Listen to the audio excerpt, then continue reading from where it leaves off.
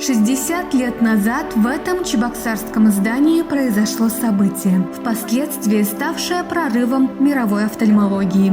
34-летний хирург Святослав Федоров провел первую в СССР операцию по пересадке искусственного хрусталика. Операция прошла успешно. 12-летняя Лена Петрова обрела зрение. Идет операция, он все интересуется, не больно ли тебе, не болит ли.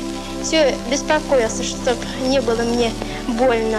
Потом смотрю, когда они вставили хрусталик, показывают мне пальцы. Лена, ты видишь? Я так прекрасно, так хорошо, так отлично увидела его пальцы и обрадовалась. Даже сама лежу на столе, на операционном столе, и от радости я готова была заплакать даже. И он сам обрадовался весь.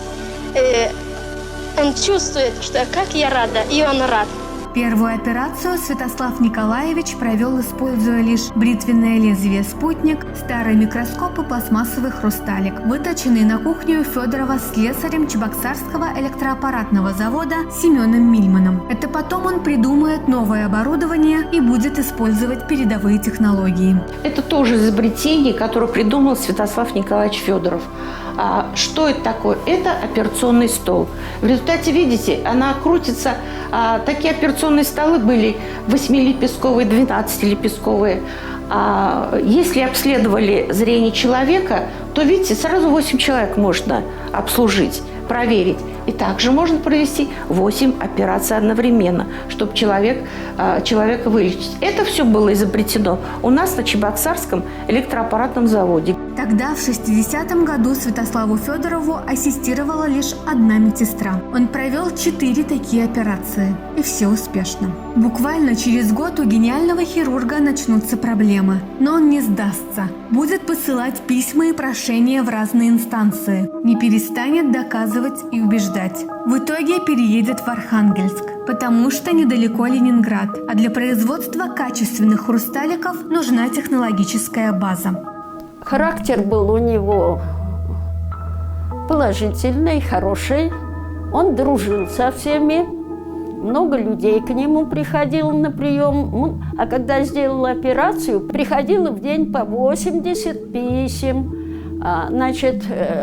И он покупал сам марки, конверты и за свой счет все отправлял.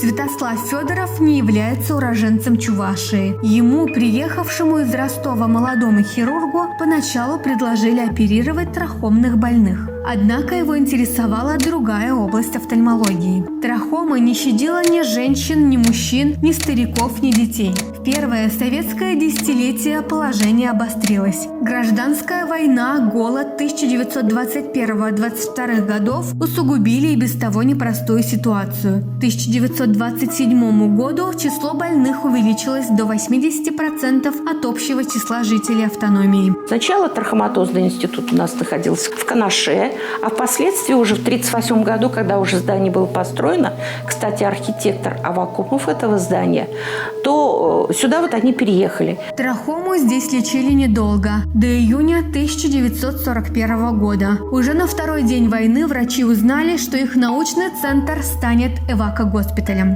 Профилем госпиталя номер 3057 стало лечение солдат с тяжелыми ранениями ног и внутренних органов. В 1943 году госпиталь перевели в Алатырь, а в Чебоксарах врачи продолжили лечить трахому. Только спустя 25 лет эта болезнь в Чувашии была полностью побеждена. В 1981 году офтальмологи перебрались в новый корпус на улице Ашмарина.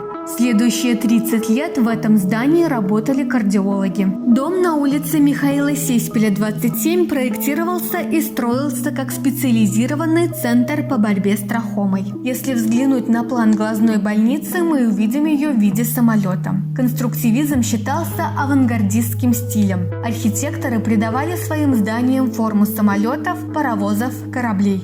В соответствии с приказом Минкультуры Чувашия, этот дом является памятником истории, поскольку здесь с 1958 по 1961 год жил выдающийся офтальмолог Федоров Святослав Николаевич.